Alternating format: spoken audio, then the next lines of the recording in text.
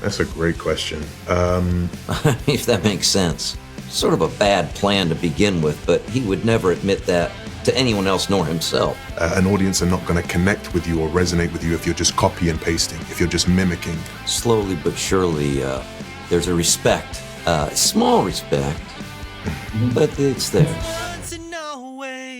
Hi, Kyle and Aaron. My name is Chris, and I'm a host of a show called Once and Always a Fanboy in the Philippines. It's really great to meet you both today. Nice to meet Likewise, you. nice to meet you. This first is for Kyle. I feel like fearlessness is such an important part of what makes someone a Green Lantern. But as you've explored Hal, at what point can fearlessness become a weakness rather than a strength? Well, I kind of think that his fearlessness is more a power in the way that he is his fearlessness is in overcoming the fear that he feels.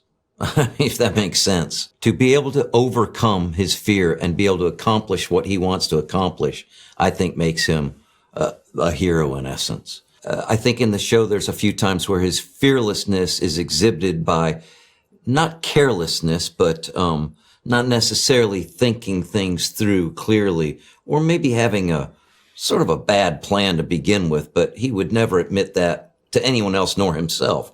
So him being kind of full of himself can cause problems in that way, which makes the character so much more fun. This one's for Aaron. John Stewart is one of those characters who means so much to different generations. When such an iconic character already has that impact, how do you give yourself permission to discover things about him that fans might not have seen before? Yeah, that's a great question. You know, when you have the gift of portraying a character such as John Stewart, you know, of course, you immediately recognize the enormity of the responsibility and the magnitude of that.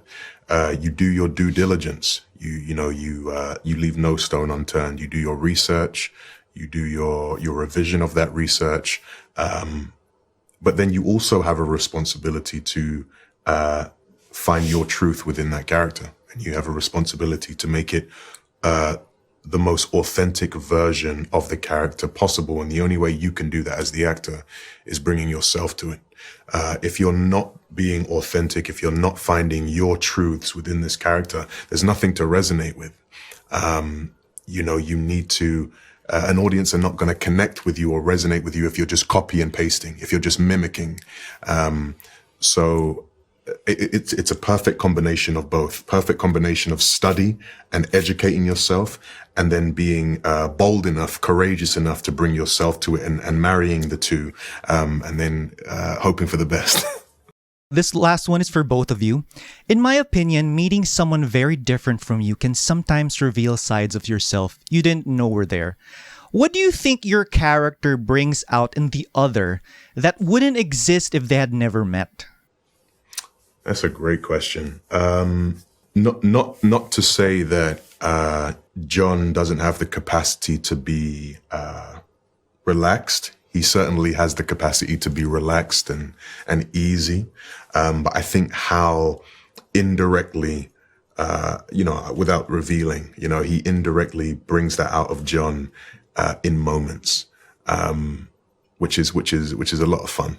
It's very playful and joyful. Yeah, I think what Hal gets from John as the show goes on is a realization of his ability to be closed up and not open to other people and their thoughts and their ideas. And slowly but surely, there's a respect that is created between from Hal for John.